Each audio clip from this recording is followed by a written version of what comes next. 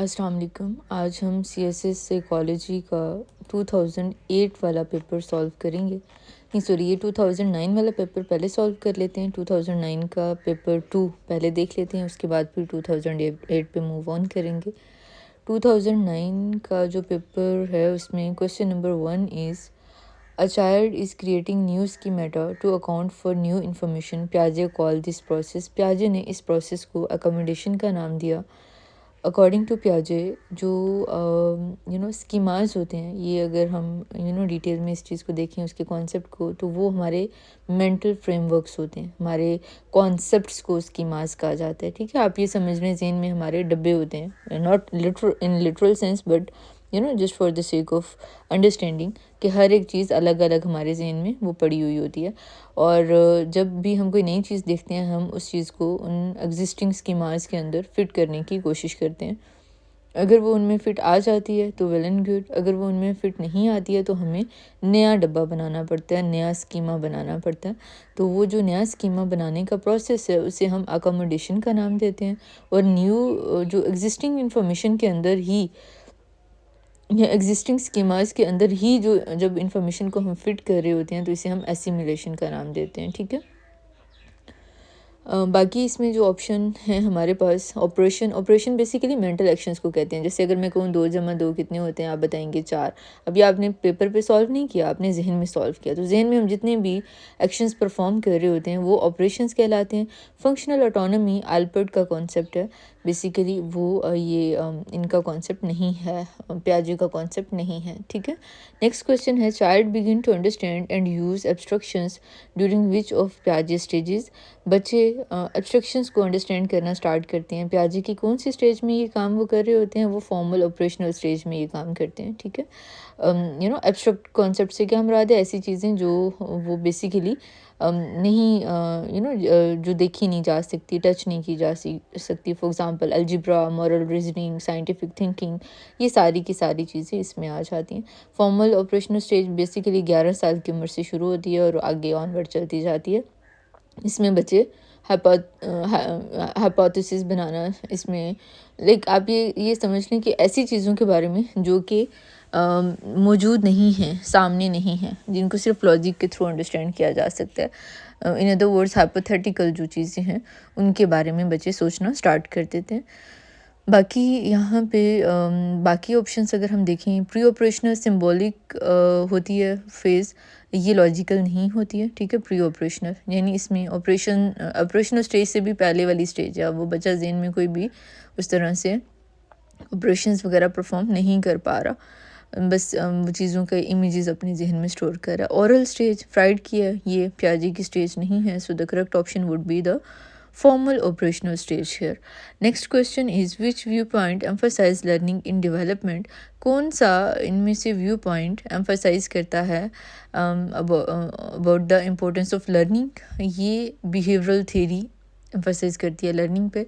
अगर हम ये इसको डिटेल देखें तो behavioural theory basically conditioning, reinforcement, environment, ये चीज़ें मिलके जब हमारे बिहेवियर को शेप करते हैं तो इससे हम स्टडी करते हैं बिहेवियरल पर्सपेक्टिव के अंडर।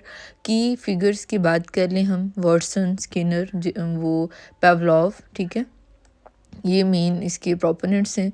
फ्राइड ने बेसिकली यहाँ पे ऑप्शन है फ्राइड की थ्योरी का, वो अनकॉन्शियस कॉन्फ्लिक्ट की बात करता है। इकोलॉजिकल जो थ्योरी है वो इन्वायरमेंटल सिस्टम की बात करती है, इसमें ये ब्रोनफेन-ब्रनर का जो मॉडल है वो इसमें आ जाता है। तो ये basically ecological is not the correct answer here as well. जो प्रॉपर इसका आंसर है वो है बिहेवियरल थ्योरी। अगला सवाल है behaviour is governed by its consequences. ये बात किसने कही थी? ये बात ऑपरेंट ये लाइक कौन सी थ्योरी में ये कही जाती है कि आप जो कॉन्सिक्वेंसेस आपको मिलेंगे उसके मुताबिक आप बिहेवियर अपनाएंगे। ये ऑपरेंट कंडीशनिंग में बात की जाती है, जो कि ये थ्योरी B.F. स्किनर ने प्रपोज़ की थी। ठीक है, और उनके मुताबिक जब रिवॉर्ड मिलते हैं आपको, यानी रीइंफोर्समेंट मिलती है, या जब आपको पनिशमेंट मिलती है, तो उस टाइम पे आपका बिहेवियर उसके मुताबिक शेप होता है। इसका कोर आइडिया क्या है कि कॉन्सिक्वेंसेस डिटर्मिन करते हैं आया आपका बिहेवियर रिपीट होगा या नहीं होगा। और बाकी जो ऑप्शन अगर हम देखें यर्क्स डॉर्सन लॉ की बात की हुई है, वो अराउजल और परफॉर्मेंस का आपस में लिंक देखता है। सप्लाई एंड डिमांड की बात इन्होंने की हुई है, तो वो इकोनॉमिक्स का कॉन्सेप्ट है ऑब्वियसली। हमारा करेक्ट ऑप्शन यहाँ पे होगा ऑपरेंट कंडीशनिंग। नेक्स्ट क्वेश्चन है विच स्टेटमेंट इज़ इनकरेक्ट, इनमें से कौन सी स्टेटमेंट इनकरेक्ट है। Genetics influence after affect children more than adult, ये ऑप्शन यहाँ पे करेक्ट है। कि जो जेनेटिक्स हैं वो ज़्यादा बच्चों को ज़्यादा मुतासर करते हैं रदर देन अडल्ट। आप खुद देखें कि वैसे तो obviously through out life genetics का इन्फ्लुएंस स्टेबल ही रहता है, लेकिन ये जो अगर आप देखें बच्चे जो है ना, जो बहुत छोटे बच्चे होते हैं, उनके ऊपर ज़्यादा असर इन्वायरमेंट का होता है। बच्चों पे जिस तरह का उनका इन्वायरमेंट होगा उस टाइम पे बड़ी तेज़ी से बच्चे दूसरों को ऑब्जर्व करके सीख रहे होते हैं। तो जीन्स का उतना असर बच्चों पे होता है, ओबियसली नज़र आता है। जीन्स का सारी ज़िंदगी ही आपकी ओबियसली पूरी फिज़िक, पूरी आपकी पर्सनैलिटी जीन्स आपके डिटरमिन कर रहे होते हैं। लेकिन जो बच्चे हैं उनमें ज़्यादा असर आपको इन्वायरमेंट का नज़र आता है। अगर उनका इन्वायरमेंट एक एजुकेशनल पर्सपेक्टिव के लिहाज से देखा जाए, वो थोड़ा सा महज़ब तरह का उनका इन्वायरमेंट है, तो बच्चों में भी आपको ये चीज़ नज़र आएगी। अगर उनके इन्वायरमेंट में गाली गलोच आपको नज़र आता है, तो बच्चों में भी वो चीज़ आपको नज़र आएगी। तो ज़्यादा असर बच्चों पे इन्वायरमेंट का होता है। उसके अलावा सबसे मेन चीज़ अगर आप फिज़िकल लेवल पे भी देखते हैं, उनकी डाइट बहुत ज़्यादा मैटर करती है, वो भी नज़र आती है। इवन उनकी जीन्स बड़ी अच्छी भी होंगी, उनको डाइट नहीं प्रॉपर मिलेगी तो बच्चों का कद छोटा रह जाएगा या ओवरऑल वो माल नरिशमेंट का शिकार रहेंगे। उनकी कॉग्निटिव एबिलिटीज़ उस तरह से डेवलप नहीं हो पाएंगी जो कि उनकी जीन्स के मुताबिक होनी चाहिए। ठीक है, so again the option A would be the correct answer hair. ये गलत है, ऑप्शन ए करेक्ट इस सेंस में है कि हमारी स्टेटमेंट ये कह रही है कि ये कौन सी इनमें से गलत है स्टेटमेंट, तो ये ए वाली स्टेटमेंट गलत है। बेसिकली जेनेटिक्स का इन्फ्लुएंस होता है, बिल्कुल होता है बच्चों पे, लेकिन बच्चों पे ज़्यादा असर जेनेटिक्स से भी ज़्यादा इन्वायरमेंट का नज़र आता है। अगला सवाल है if a characteristic require only one gene to show itself the characteristic is considered. अगर किसी करेक्टरिस्टिक के लिए सिर्फ एक ही जीन की ज़रूरत पड़े उसे ख़ुद को शो करने के लिए, तो उस करेक्टरिस्टिक को हम क्या समझेंगे, उसे हम डोमिनेंट समझेंगे उस करेक्टरिस्टिक को। ठीक है, डोमिनेंट ट्रेट जो हैं वो सिर्फ एक डोमिनेंट अलील के थ्रू वो एक्सप्रेस की जा सकती हैं। ठीक है, recessive trait on the contrary दो रिसेसिव अलील के शो होने से ही वो शो हो सकती हैं, अदरवाइज़ वो एक के शो होने से या एक के मौजूद होने से वो नज़र नहीं आती हैं। एग्जांपल ले लें, ब्राउन आइज़ डोमिनेंट अलील की एग्जांपल है। ठीक है, ये डोमिनेंट जीन के थ्रू होती है। और on the contrary blue eyes के लिए दोनों अगर ब्लू आइज़ की जीन्स मौजूद होंगी तभी ब्लू आइज़ होंगी। अगर एक जीन होगी तो और दूसरी ब्राउन की अगर फॉर एग्जांपल आ जाती है तो वो उसकी बच्चे की आंखें ब्राउन होंगी, ब्लू नहीं होंगी। So one gene expression is called dominant gene, ये डोमिनेंट प्रोसेस में आता है। अगला सवाल है हमारे पास a genetic disorder in which the production of mucus affect the respiratory system is.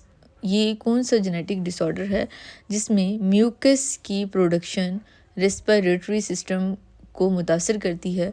ये सिस्टिक फाइब्रोसिस के नाम से डिसऑर्डर होता है, जो एक तो ये कि ये इनहेरिटेड होता है, जेनेटिक डिसऑर्डर होता है।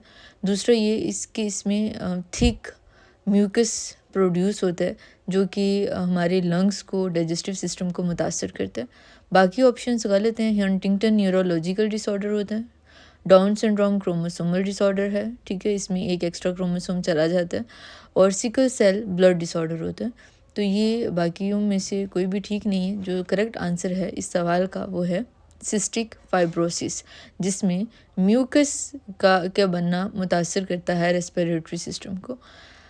अगला सवाल है एप्टीट्यूड्स आर। एप्टीट्यूड क्या होते हैं? एप्टीट्यूड एबिलिटीज़ होती हैं एक इंसान की जिसके थ्रू वो किसी भी स्पेसिफिक एरिया में बेहतर परफॉर्म करता है। ठीक है, ये अगर आप इसको देखें, डिटेल देखें, तो एप्टीट्यूड बेसिकली रेफ़र करता है हमारी पोटेंशियल एबिलिटी को, कि हम बेसिकली कितना अच्छा सीख सकते हैं, कितने अच्छे से हमें ट्रेन किया जा सकता है किसी स्पेसिफिक फील्ड में, ये सारी चीज़ें हम एप्टीट्यूड में देखते हैं। एप्टीट्यूड की एग्जांपल्स आगे डिफरेंट तरह की हो सकती हैं। मैकेनिकल एप्टीट्यूड हो सकता है, म्यूज़िकल एप्टीट्यूड किसी बंदे का अच्छा हो सकता है, एकेडमिक एप्टीट्यूड किसी बंदे का बड़ा अच्छा हो सकता है। बाकी अगर ऑप्शंस आप देखें यहाँ पे, प्रेफरेंस बेसिकली इंटरेस्ट को शो करती है, अचीवमेंट परफॉर्मेंस को शो करती है, ये पोटेंशियल को नहीं शो करती। आप देखें अगर किसी की अच्छी अचीवमेंट है, ये भी तो हो सकता है कि वो बड़ा हार्ड वर्किंग हो, लेकिन उसमें पोटेंशियल शायद उस कदर ना हो जितना उसके एक पेयर जो उसके साथ मौजूद है उसके अंदर मौजूद हो। तो ये जो चीज़ें हैं, अचीवमेंट जो है वो इन इटसेल्फ नहीं शो करती एप्टीट्यूड को। स्किल्स जो ऑलरेडी आपने एक्वायर कर ली, वो स्किल्स हैं, तो लाइक आपकी जो एबिलिटीज़ जो आपने ऑलरेडी एक्वायर कर ली, ये भी आपके एप्टीट्यूड को शो नहीं करती। इससे ये पता नहीं चलता कि अगर आपने ऑलरेडी कोई चीज़ सीख ली है तो फ्यूचर में आप कितना मज़ीद न्यू किसी स्किल को आप कितना अच्छे से सीख पाओगे। मे बी आपकी वो जो पर्टिकुलर स्किल है, बचपन से आपने किसी बंदे को वो काम करते हुए देखा हो या कुछ ऐसा, तो ये भी डिटर्मिनेंट नहीं है। Aptitude is equal to future potential, not the current skills. Okay, so this thing is very important. आपको ये इस क्वेश्चन का आंसर हमारा बनता है सी, जो एबिलिटीज़ हैं इंडिविजुअल की to learn in a specific area. अगला सवाल है, in psychological research a dash is defined as an entity that can occur with different values. किस साइकोलॉजिकल रिसर्च में हम किसे एक ऐसी एंटिटी के तौर पर ट्रीट करते हैं जो कि डिफरेंट वैल्यूज़ के तौर पे जो एग्जिस्ट कर सकती है, वेरिएबल्स को। ठीक है, variable is any factor that can change और वेरी। एग्जांपल्स की बात कर लें आप, इंटेलिजेंस, रिएक्शन टाइम वगैरह, ये इसमें आ जाते हैं। इंडिपेंडेंट वेरिएबल भी होते हैं, डिपेंडेंट वेरिएबल भी होते हैं। ये आपको पता होना चाहिए। वेरिएबल क्या क्या, ये दो टाइप्स होती हैं। टाइप्स ओबियसली ज़्यादा होती हैं, एक्सट्रेनियस वेरिएबल्स भी होते हैं और भी डिफरेंट वेरिएबल्स होते हैं, लेकिन यहाँ पे हम जिनकी बात कर रहे हैं वो है, जो मेन है वो इंडिपेंडेंट और डिपेंडेंट है। कोई भी फैक्टर जो कि वेरी कर सकता है, चेंज हो सकता है, वो लाइक आपकी कद भी चेंज फॉर एग्जांपल जैसे होता है, आपकी वोकेबलरी चेंज होती है वक्त के साथ, ये सारी चीज़ें वेरिएबल के तौर पर ट्रीट की जाती हैं। अगला सवाल है, the ability to exercise precise control over a variable distinguishes which method from the other scientific observation. तो ऐसा लाइक अगर हम किसी वेरिएबल पे बहुत प्रिसाइज वे में एक्सरसाइज कंट्रोल को एक्सरसाइज कर सकें, तो ये एबिलिटी क्या कहलाती है? इस एबिलिटी को लाइक इस प्रोसेस को हम देखते हैं, इस मेथड को हम एक्सपेरिमेंटल मेथड का नाम देते हैं। एक्सपेरिमेंटल मेथड की अगर हम बात करें तो इसमें हमारे पास वेरिएबल्स होते हैं जिन्हें एक रिसर्चर मैनिपुलेट करता है। उन्हें वो बाकी जितने भी वेरिएबल्स हैं, लाइक जो एक्सट्रेनियस वेरिएबल्स हैं, उन्हें वो कंट्रोल करके सिर्फ एक वेरिएबल के दूसरे के ऊपर इफेक्ट को चेक करता है। ये इसके थ्रू यही वजह है, बिकॉज क्योंकि इसमें हम एक्सट्रेनियस वेरिएबल्स को हमने कंट्रोल किया हुआ है, इसी वजह से ये कॉज एंड इफेक्ट रिलेशनशिप को डिटर्मिन करता है। ठीक है, सो रैंडम सिलेक्शन जो है वो बाकी जो ऑप्शंस अगर आप देखें तो इसमें random selection sampling method random selection sampling method के तौर पे जो है वो ये हम उसमें यूज़ करते हैं, और हाइपोथेसिस टेस्टिंग जो है वो हम एनालिसिस स्टेज में इस्तेमाल करते हैं। तो ये बेसिकली बाकी ऑप्शन गलत हैं। जो करेक्ट आंसर है वो ये है कि जब हम कंट्रोल बहुत ज़्यादा किसी चीज़ को कर पाते हैं और उसके साथ साथ हम उस कंट्रोल सिचुएशन में डिफरेंट वेरिएबल्स को मैनिपुलेट करते हैं, तो ये प्रोसेस एक्सपेरिमेंटल मेथड में किया जाता है। Next question would be, ethical research treat participants as. Ethical research participants को कैसे ट्रीट करती है? फुल पार्टनर्स के तौर पे ये उन्हें ट्रीट करती है। आप ये देखें कि जब आप एक रिसर्च कंडक्ट कर रहे हो और आपके जो पार्टिसिपेंट्स आपके पास मौजूद होंगे, वो ओबियसली ऑब्जेक्ट्स तो नहीं है ना, उनके लाइक उनके कुछ राइट्स होते हैं। उनकी एक तरह से आपने उन्हें एक एक चीज़ के तौर पर ट्रीट नहीं करना होता। वो बड़े एक्टिव कोलैबोरेटर्स होते हैं आपके लिए। आपने उन्हें एक रिस्पेक्ट देनी होती है। आप उन्हें बताते हैं कि रिसर्च का मकसद क्या है, और अगर आपको कहीं पे भी रिसर्च के दौरान आप अनकंफर्टेबल फील होते हैं तो आप विड्रॉ कर सकते हैं रिसर्च से, राइट। तो ये डिफरेंट चीज़ें होती हैं जो कि हमने उनके साथ कम्युनिकेट करनी होती हैं। इन्फॉर्म्ड कंसेंट उनकी ज़रूरी होती है।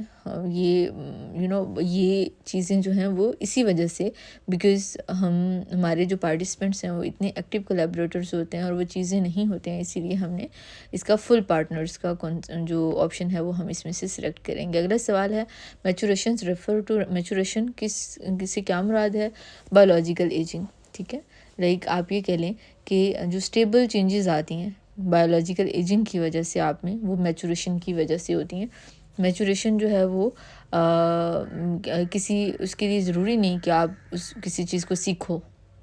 होता है ना, आपने बच्चा अगर 2 सालों का हो गया तो लाज़मी बात है वो कदम कदम चलना सीख जाएगा, राइट? अगर उसे कोई नहीं भी सिखाता तब भी वो सीख जाएगा। क्यों? क्योंकि उसके मसल्स इतने स्ट्रॉन्ग हो चुके हैं उस टाइम तक कि वो चीज़ उसके अंदर इनबिल्ट मौजूद है। मसल स्ट्रॉन्ग हो गए तो बच्चा जैसे ही 2 साल का होगा, उसे कोई नहीं भी सिखा रहा, वो चलना स्टार्ट कर देगा। ठीक है, तो ये जो चीज़ है ये क्यों आ रही है? बायोलॉजिकल एजिंग की वजह से आ रही है, और इस चीज़ को हम क्या नाम देते हैं? मैचुरेशन का नाम देते हैं। एग्जांपल्स आप देख लें, आप अगर puberty, physical growth, brain development, ये सारी की सारी चीज़ें देखिए। एक बच्चा अगर 12-14 साल का हो गया तो लाजमी बात है उसमें प्यूबर्टी वाले हार्मोन्स रिलीज़ होंगे। फिज़िकल ग्रोथ, जैसे जैसे बच्चे का उम्र बढ़ती है उसकी कद बढ़ेगा, राइट? उसका वज़न बढ़ेगा, तो ये चीज़ें ऑटोमेटिकली हो जाती हैं। इनके लिए आपको किसी पर्टिकुलर एक्सपीरियंस की ज़रूरत नहीं पड़ती है। अगला सवाल है, लर्निंग रेफर्स टू, लर्निंग से क्या मुराद है? लर्निंग से मुराद होती है कि लाइक बायो इन्वायरमेंटल इंटरेक्शन। जब भी सॉरी, इसका मतलब होता है, लर्निंग से क्या मुराद होता है? जब भी कोई आपकी बिहेवियर में चेंज आता है, और वो जो चेंज है वो किसकी वजह से आ रहा है? वो चेंज आपका आता है बिकॉज ऑफ एक्सपीरियंसेस। यहाँ पे ये बहुत की वर्ड है एक्सपीरियंस का। जब भी किसी एक्सपीरियंस की वजह से आपके बिहेवियर में चेंज आता है, आपके थिंकिंग प्रोसेसेस में चेंज आता है, तो उस चेंज को हम लर्निंग का नाम देते हैं। चेंज इन बिहेवियर और थिंकिंग ड्यू टू एक्सपीरियंस और प्रैक्टिस। इसमें अगर हम एग्जांपल की बात कर लें तो आप लैंग्वेज सीखते हो, कोई भी न्यू लैंग्वेज सीखते हो तो कैसे सीखते हैं? आप प्रैक्टिस करते हैं, राइट? आप चाइनीज़ फॉर एग्जांपल आप सीख रहे हैं तो आप उसकी प्रैक्टिस करेंगे, या आपका एक एक्सपीरियंस होगा उसका, आप बोलेंगे जाके किसी के साथ, किसी चाइनीज़ के साथ आप रहते हुए आपने सुनी फॉर एग्जांपल, तो ये इस तरह से आप लैंग्वेज एक्विजिशन कर रहे हैं। And because of certain experiences, तो हम इसे जो है वो लर्निंग का नाम देते हैं। इसके अलावा स्किल लर्निंग है, उसमें भी हम यही काम कर रहे होते हैं, हम पहले उस चीज़ को प्रैक्टिस करते हैं। अगला सवाल है, psychodynamic determinism refer to, psychodynamic determinism से क्या मुराद है? इससे मुराद ये है कि हमारा जो बिहेवियर होता है, लाइक आप ये समझ लें कि हमारा जो बिहेवियर है वो हमारे कंट्रोल में नहीं है।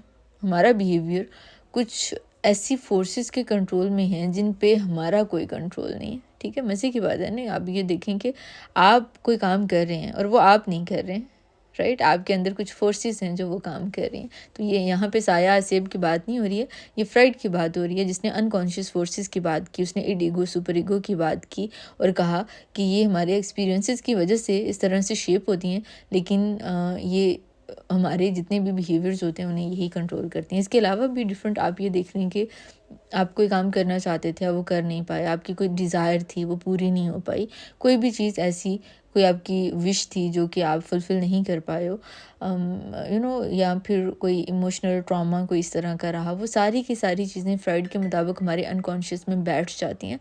अनकॉन्शियस कैसी, आप एग्जांपल ले लें कि ये जैसे एक आपने आइसबर्ग देखा हो, तो आइसबर्ग का जो ऊपर वाला हिस्सा है वो कॉन्शियस है, जो पानी से बाहर नज़र आ रहा है, और पानी के अंदर जितना भी पार्ट है वो तकरीबन सारा अनकॉन्शियस है। तकरीबन इसलिए कह रही हूँ क्योंकि उसमें थोड़ा सा ऊपर वाला जो एरिया होता है ना, जो कम गहरे पानी में होता है, वो सब कॉन्शियस भी कहलाता है, लेकिन जो पानी के डीप डाउन जितना भी एरिया जा रहा होता है वो अनकॉन्शियस होता है। लेकिन वो एरिया हमारी पर्सनैलिटी को ऑल्दो नज़र नहीं आ रहा, लेकिन वो फिर भी हमारी पर्सनैलिटी को जो मेन डिटर्मिनेंट होता है हमारे बिहेवियर्स का, हम जो भी काम कर रहे होते हैं उनका, वो वही होता है। इसके बाद अगला सवाल है हमारे पास, according to Freudian dream terminology condensation refers to, condensation का क्या मतलब होता है? इसके मुताबिक ये कंडेंसेशन में हम डिफरेंट इम्पल्सेस को कंबाइन करते हैं। The process whereby unacceptable thoughts और impulses are combined into a single dream image, तो उस प्रोसेस को हम कंडेंसेशन का नाम देते हैं। ठीक है, लाइक अगर आप देखें तो फ्राइड ने ना ये कहा था कि हमारी जो अनकॉन्शियस थॉट्स होती हैं, लाइक जितने भी डिफरेंट आपके फॉर एग्जांपल विशेस थी, डिज़ायर्स थी, पूरी नहीं हो पाई, वो आपके अनकॉन्शियस में चलेगी और वो मल्टीपल थॉट्स इकट्ठी होती हैं और वो एक ड्रीम सिंबल में कंप्रेस हो जाती हैं और वो फिर आपको ड्रीम में कोई एक ऐसा इमेज नज़र आता है, ऐसा सिंबल नज़र आता है जिस आपको समझ नहीं आ रहा, लेकिन वो जो एक सिंबल है वो आगे बहुत डिफरेंट उसके मीनिंग्स को वो रिप्रेजेंट कर रहा होता है वो एक इमेज। तो इस प्रोसेस को जिसमें different multiple unconscious thoughts compress हो जाते हैं इनटू अ सिंगल सिंबल, उसे हम कंडेंसेशन का नाम देते हैं। ड्रीम वर्क के आगे बात उसने की हुई है फ्राइड ने, तो dream work basically again condensation, इसमें ड्रीम वर्क में यानी जब हम काम कर रहे हैं ड्रीम्स के ऊपर तो इसमें ये कंडेंसेशन हम देखते हैं, हम डिस्प्लेसमेंट हम का प्रोसेस इसमें हम देखते हैं और सिंबलाइजेशन हम देखते हैं। ठीक है, इसके बाद है अगला हमारे पास कॉन्सेप्ट है, according to one definition behaviour is abnormal if it is, कब बिहेवियर अबनॉर्मल होता है? अगर हमारी सोसाइटी उस बिहेवियर को अबनॉर्मल डिक्लेयर कर देगी तो वो बिहेवियर अबनॉर्मल समझा जाएगा। जब हम ये ना सोसाइटल डेविएंस का प्रॉपर क्राइटेरिया है, अगर आप अबनॉर्मलिटी की डेफिनेशन देखेंगे ना तो उसमें आपको डिफरेंट पॉइंट्स नज़र आएंगे। उन पॉइंट्स में से एक पॉइंट ये है कि जब हम सोशल नॉर्म्स को डेविएट करते हैं या सोसाइटल जो एक नॉर्मल चीज़ होती है उससे हम नॉर्म्स को वायलेट अगर हम करते हैं तो वो बिहेवियर अबनॉर्मल कहलाएगा। एबनॉर्मेलिटी कल्चरल कॉन्टेक्स्ट पे डिपेंड कर रही होती है। ठीक है, इसके बाद अगला सवाल है, एज एक्सिस 3 इन DSM-4 एड्रेसेस, एक्सिस 3 जो DSM-4 में है वो किस चीज़ को एड्रेस करता है? वो फिजिकल डिसऑर्डर्स को एड्रेस करता है। ठीक है, एक्सिस 1 में क्लिनिकल डिसऑर्डर है, एक्सिस 2 पर्सनैलिटी डिसऑर्डर से रिलेटेड है, एक्सिस 3 जो है वो मेडिकल या फिजिकल कंडीशन को रिफ्लेक्ट कर रहा है और कंडीशंस को रिफ्लेक्ट कर रहा होता है, और एक्सिस 4 जो है वो साइको सोशल स्ट्रेसर्स को रिफ्लेक्ट करता है। एक्सिस 5 में जितने भी ग्लोबल फंक्शनिंग से रिलेटेड डिसऑर्डर्स होते हैं वो रखे जाते हैं। तो एक्सिस 3 में कौन से डिसऑर्डर्स हैं? जो फिजिकल डिसऑर्डर्स हैं, मेडिकल से रिलेटेड डिसऑर्डर्स हैं। फिर से रिपीट कर देती हूँ, वैसे तो अभी ये इतनी रेलिवेंट नहीं है, अब तो DSM-6 आ चुकी है, लेकिन DSM-4 जो है 6 नहीं, खैर DSM-5T आ रही है अब। तो ये जो DSM-1 है DSM-4 है, इसमें ये मल्टी एक्सिस सिस्टम पे ये बेस करती थी। इसमें जो एक्सिस 1 था वो क्लिनिकल डिसऑर्डर से रिलेटेड था, एक्सिस 2 में पर्सनैलिटी डिसऑर्डर्स थे, 3 में फिजिकल कंडीशंस थी, 4 में साइकोसोशल स्ट्रेसर्स थे और 5 में ग्लोबल फंक्शनिंग से रिलेटेड डिसऑर्डर्स थे। अगला सवाल है, an individual with borderline personality disorder shows, वो बंदा जिसे में बॉर्डरलाइन पर्सनालिटी डिसऑर्डर होता है वो इनस्टेबल मूड को शो करता है और उसके जो रिलेशनशिप्स होते हैं, सोशल रिलेशनशिप्स, वो भी इनस्टेबल होते हैं। Hence the option C would be the correct one here. Mood instability उनमें बहुत ज़्यादा होती है। अगैन अगर बॉर्डर लाइन पर्सनैलिटी डिसऑर्डर को आप देखते हो तो इसमें आपको 2-3 चीज़ें नज़र आती हैं। एक तो इमोशनल इंस्टेबिलिटी इसमें आपको नज़र आती है, इनमें इंटेंस रिलेशनशिप इनका होता है, फियर ऑफ अबंडनमेंट इनमें नज़र आती है आपको। तो ये 2-3 चीज़ें होती हैं जो कि मिलके बॉर्डर लाइन पर्सनैलिटी को बना रही होती हैं। बाकी इनमें से इनकरेक्ट क्यों हैं? पैरानोया जो है, ए जो है वो पैरानोया को रिप्रेजेंट करता है, लाइक परसिक्यूटरी थॉट कहाँ कौन से डिसऑर्डर में आती हैं आपको? पैरानोया में। बी जो है वो हिस्ट्रॉनिक ट्रेड्स को रिप्रेजेंट करता है। जो हिस्ट्रॉनिक लोग होते हैं वो बड़े एग्जीबिशनिस्ट होते हैं, वो शो बहुत ज़्यादा कर रहे होते हैं चीज़ों को, बड़ा उनका दिल करता है कि हम लाइमलाइट में रहें। और जो डी है वो एपैथी जो है वो स्किज़ॉइड ट्रेट है। ठीक है, तो the correct option here is border line personality disorder, जो कि मूड इंस्टेबिलिटी को रिफ्लेक्ट करता है। ठीक है, अगला सवाल है हमारे पास, borderline clinical interview includes, clinical interview में क्या क्या चीज़ आ जाती है? इसमें इनिशियल डायग्नोसिस आता है क्लाइंट की साइकोलॉजिकल फंक्शनिंग का। ठीक है, क्लिनिकल इंटरव्यू में सबसे पहले फर्स्ट स्टेप ही ये होता है कि हम उस बंदे की हिस्ट्री कलेक्ट करते हैं, हम उसके सिम्टम्स को देखते हैं, मेंटल स्टेटस को देखते हैं। तो ये बेसिकली इनिशियल डायग्नोसिस होता है क्लाइंट की साइकोलॉजिकल फंक्शनिंग का। इसके बाद अगला सवाल है, to explicitly directive psychotherapeutic approaches are दो बड़ी जो डायरेक्टिव जो अप्रोचेज़ हैं। अच्छा, अब डायरेक्टिव का मतलब आपको यहाँ पे पता होना चाहिए कि जब आप थेरेपिस्ट गाइड करता है क्लाइंट को, वो स्ट्रक्चर करता है ट्रीटमेंट को, वो बताते हैं आप ऐसे करो ऐसे ना करो, तो वो डायरेक्टिव थेरेपीज़ होती हैं। तो जो दो डायरेक्टिव थेरेपीज़ हैं यहाँ पे, वो कॉग्निटिव थेरेपी और बिहेवियर थेरेपी दोनों ही जो हैं वो डायरेक्टिव हैं। इसमें क्लाइंट के पास कम फ्रीडम होती है, ज़्यादा फ्रीडम किसके पास होती है? थेरेपिस्ट के पास होती है। डायरेक्टिव थेरेपीज़ जो हैं वो इसमें थेरेपिस्ट बहुत एक्टिवली गाइड करता है और स्ट्रक्चर देता है ट्रीटमेंट को। ये इसमें जो कॉग्निटिव थेरेपी है, इसमें आपकी जो डिस्टॉर्टेड थॉट प्रोसेसेस होते हैं उन्हें चेंज किया जाता है, और बिहेवियर थेरेपी में बिहेवियर को मॉडिफाई किया जाता है थ्रू कंडीशनिंग। बाकी ऑप्शंस गलत क्यों हैं? वो अगर आप देख लें तो ह्यूमनिस्टिक और एग्जिस्टेंशियल जो थेरेपीज़ हैं वो हमेशा जहन में रखना है आपने। जहाँ पे भी ह्यूमनिस्टिक का वर्ड आ जाएगा या एग्जिस्टेंशियल का वर्ड आ जाएगा, वो ह्यूमन से रिलेटेड है। ह्यूमन को अगर हम प्रायोरिटी देते हैं तो उससे क्या मुराद है कि हम उस बंदे को जिसका ट्रीटमेंट हो रहा है, हम उसकी एक्सपीरियंसेस को ज़्यादा वैल्यू देते हैं। हम कहते हैं हमारी बात इम्पोर्टेंट नहीं है, आपकी बात ज़्यादा इंपॉर्टेंट है। हम उन्हें कोई डायरेक्शन नहीं देते, हम कहते हैं आप बताएं आप क्या करना चाहते हैं। ये चीज़ ह्यूमनिस्टिक में आती है, ठीक है। और एग्जिस्टेंशियल भी तकरीबन ऐसी ही है, उसमें भी डायरेक्शन उस तरह से नहीं प्रोवाइड की जाती। So that was it for today's video. I hope कि आपके लिए हेल्पफुल रही होगी। इंशाल्लाह अगली वीडियो में हम जो रिमेनिंग MCQs रह गए हैं वो देखेंगे, और उसके साथ साथ इंशाल्लाह मेरी कोशिश होगी कि मैं आज के दिन ही कुछ सब्जेक्टिव क्वेश्चंस को भी देखूं, वो भी आपके साथ शेयर करूं, ताकि फ़ाइनल पेपर होने से पहले पहले जितने भी मेजर एरियाज़ हैं वो कवर किए जा सकें। Until next time, stay tuned. और हाँ, अगर आप में से कोई मॉक्स लेना चाह रहा है, साइकोलॉजी के एवेल्यूशन करवाना चाह रहा है, तो आप लोग मुझसे कांटेक्ट कर सकते हैं। आपको नंबर लाइकली चांसेस आर के डिस्क्रिप्शन में मिल जाएगा।